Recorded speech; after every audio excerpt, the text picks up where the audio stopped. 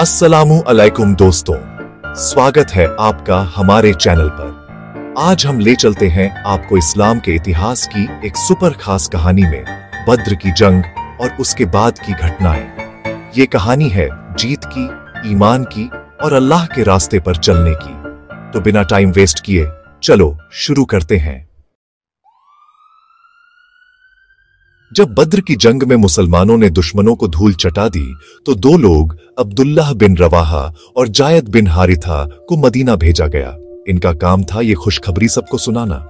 Medina में लोग खुशी से झूम उठे, लेकिन कुछ यहूदी और मुनाफिकों यानी दोमुहे लोगों ने अफवाह फैलाई कि पैगंबर सल्लल्लाहु अलैहि वसल्लम शहीद हो गए। उनका सबूत, जायद पैगंबर की ऊंटनी अल-कसवा पर सवार थे। लेकिन जब दोनों दूतों ने जीत की पूरी कहानी और जंग का हाल सुनाया तो सबके दिल से डर निकल गया। लोग जोर जोर से अल्लाह का शुक्र करने लगे और उसकी तारीफ में नारे लगाने लगे। मदीना के लोग पैगंबर सल्लल्लाहु अलैहि वसल्लम का स्वागत करने बद्र की तरफ जाने वाले रास्ते पर निकल पड़े। उसामा बिन जायद ने बताया कि यह खुशखबरी तब आई जब पैगंबर की बेटी रुकैया, जो उस्मान बिन अफ़्फ़ान की बीवी थी, का इंतकाल हो गया था।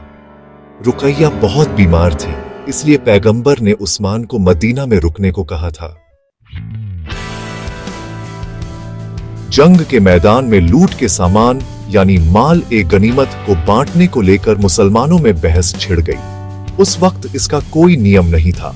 कुछ लोग दुश्मनों का पीछा कर रहे थे, कुछ सामान इकट्ठा कर रहे थे और कुछ पैगंबर की हिफाजत में लगे थे।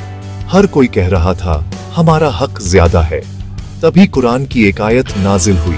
वो तुमसे लूट के सामान के बारे में पूछते हैं, कहो ये अल्लाह और उसके रसूल के लिए है, तो अल्लाह से डरो, अपने झगड़े सुलझाओ और अल्लाह और उसके रसूल की बात मानो अगर तुम सच्चे मुसलमान हो। सूरह अल-अनफाल 8:1। रास्ते में अस-सफरा नाम की जगह पर पैगंबर सल्लल्लाहु अलैहि वसल्लम ने सामान को बराबर बांट दिया, लेकिन पहले 1/5वां हिस्सा यानी खुम्स निकाल लिया। फिर दो कैदियों नद्र बिन अल-हारिथ और उकबा बिन अबी मुऐत को सजा ए मौत दी गई। ये दोनों मक्का में मुसलमानों पर बहुत जुल्म ढाते थे। उकबा ने तो एक बार पैगंबर के सिर पर नमाज के दौरान गंदगी फेंकी थी और उनका गला भी दबाया था। जब उकबा ने चिल्लाकर पूछा, मेरे बच्चों का क्या होगा, तो पैगंबर ने जवाब दिया, जहन्नम की आग। दोनों का सिर अली बिन अबी तालिब ने काटा। मदीना के पास रवहा में मदीना वालों ने पैगंबर का शानदार स्वागत किया। उसैद बिन हुदैर ने माफी मांगी कि वो जंग में नहीं गए। उन्हें लगा था कि ये सिर्फ एक कारवां रोकने का प्लान है, जंग नहीं। पैगंबर ने उनकी बात मान ली और कहा कि वो उनकी बात पर यकीन करते हैं। इस जीत के बाद मदीना में इस्लाम और मजबूत हो गया और ढेर सारे लोग मुसलमान बन गए। पैगंबर ने हुक्म दिया कि कैदियों के साथ अच्छा सुलूक किया जाए। मुसलमानों ने अपनी रोटी कैदियों को दी और खुद खजूर खाए। कैदियों का क्या करना है, ये नया सवाल था। पैगंबर ने अब्बू बकर और उमर से सलाह ली। अब्बू बकर ने कहा, इनसे फिरौती लो, ये हमारे रिश्तेदार हैं और ये पैसा हमें ताकत देगा, शायद अल्लाह इन्हें हिदायत दे। उमर ने कहा, इन काफिर सरदारों को मार दो। पैगंबर ने अब्बू बकर की बात मानी। लेकिन अगले दिन एक कुरान की आयत नाजिल हुई जिसमें फिरौती लेने की बजाय दुश्मनों को पूरी तरह खत्म करने की बात थी। किसी नबी के लिए ठीक नहीं कि वो कैदी रखे जब तक वो जमीन पर दुश्मनों का खात्मा ना कर दे। तुम दुनिया का माल चाहते हो, लेकिन अल्लाह तुम्हारे लिए आखिरत चाहता है। सूरह अल-अनफाल 8:67-68। हालांकि पहले की आयत में फिरौती लेने की इजाजत थी, इसलिए कोई सजा नहीं दी गई। फिरौती 1000 से 4000 दिरहम तक थी, जो कैदी की माली हालत के हिसाब से ली गई। जिनके पास पैसा नहीं था, उन्हें मदीना के 10 बच्चों को पढ़ाने लिखाने की शर्त पर छोड़ा गया। बच्चे जब अच्छे से सीख जाते तो कैदी आजाद हो जाता। कुछ गरीब कैदियों को बिना फिरौती छोड़ दिया गया।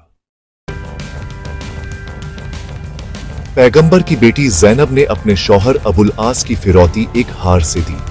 मुसलमानों ने कैदी छोड़ा और हार वापस कर दिया, लेकिन शर्त रखी कि अबुल आस ज़ैनब को मदीना आने दें। वो मान गए। एक कैदी सुहैल बिन अम्र, जो बहुत अच्छा बोलता था, के लिए उमर ने सुझाव दिया कि उसके सामने के दांत तोड़ दो ताकि वो बोल न सके, लेकिन पैगंबर ने मना कर दिया। उन्हें डर था कि कुरैश भी ऐसा ही बदला ले सकते हैं और अल्लाह के गुस्से से भी डर था। साद बिन अन-नुमान, जो मक्का में बंदी थे, को अब्बू सुफियान के बेटे, जो कैदी था, के बदले छुड़ाया गया।